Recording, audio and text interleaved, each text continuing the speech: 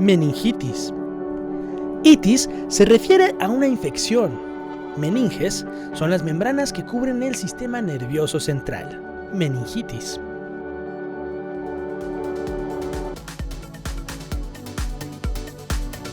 Los síntomas más frecuentes en pacientes con meningitis bacteriana aguda se caracterizan, escuche usted, por la fiebre, rigidez de cuello y alteraciones del estado mental.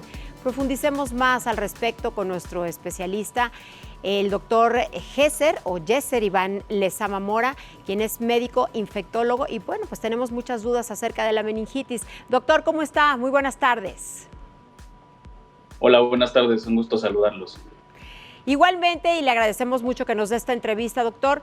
Quiero iniciar preguntándole precisamente que usted nos dé el significado de la meningitis.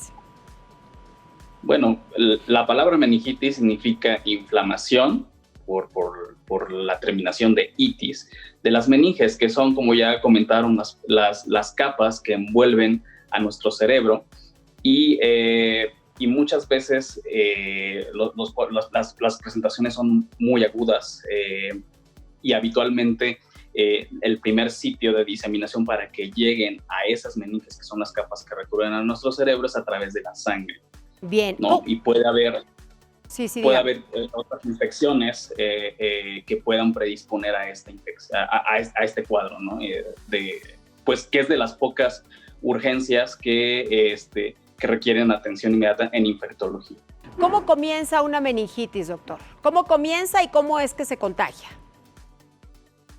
Bueno, hay que primero hablar de las bacterias que predominan en los cuadros de meningitis aguda.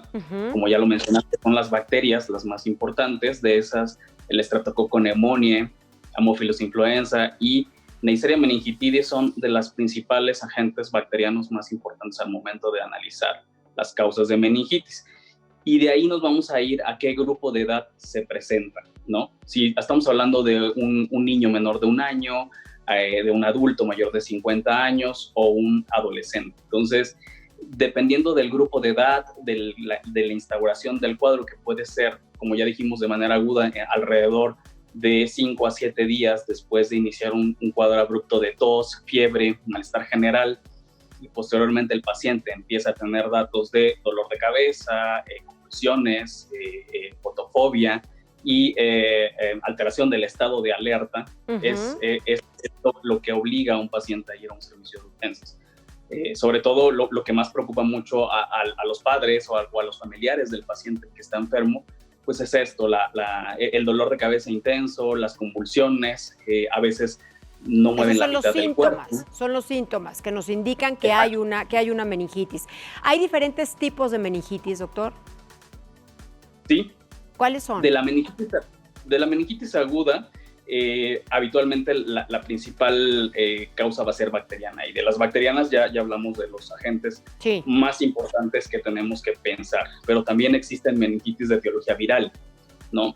Meningitis también fúngicas por micobacterias, incluso asépticas. Hay enfermedades que no necesariamente son infecciosas o causadas por algún agente microbiológico de relevancia clínica, que pueden causar un cuadro similar a meningitis, como que enfermedades autoinmunes, ¿no?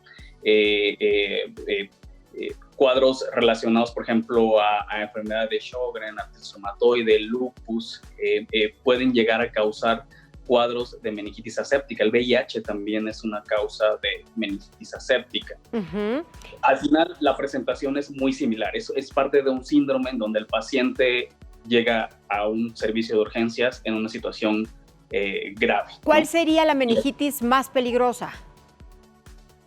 Pues la más común es la bacteriana, ¿no? De hecho, esa es la que más nos interesa tratar, porque una vez que se identifica el posible agente infeccioso, hay que iniciar antibióticos de manera inmediata. De lo contrario, si nos tardamos en tratar una meningitis bacteriana, existe muy alta probabilidad de que haya secuelas en el paciente, y secuelas neurológicas, que son de las más difíciles, ¿no? de llevar.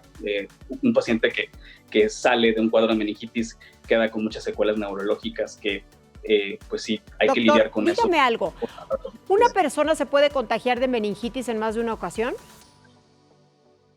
Bueno, aquí va a depender de qué tipo de meningitis estamos hablando. Habitualmente, la meningitis principalmente se debe a Streptococcus pneumoniae, y Streptococcus pneumoniae tiene diferentes serotipos y hay vacuna para ello. O sea, entonces, en teoría, tendríamos que tener una prevención para evitar esa meningitis a través de la vacunación que está universalmente distribuida en nuestro país. Claro. Entonces, la vacuna que está distribuida en el país incluye los tipos más frecuentes o los serotipos más frecuentes de neumococo que existen en el país, y esos serotipos que están incluidos en la vacuna te protege para desarrollar enfermedad invasiva.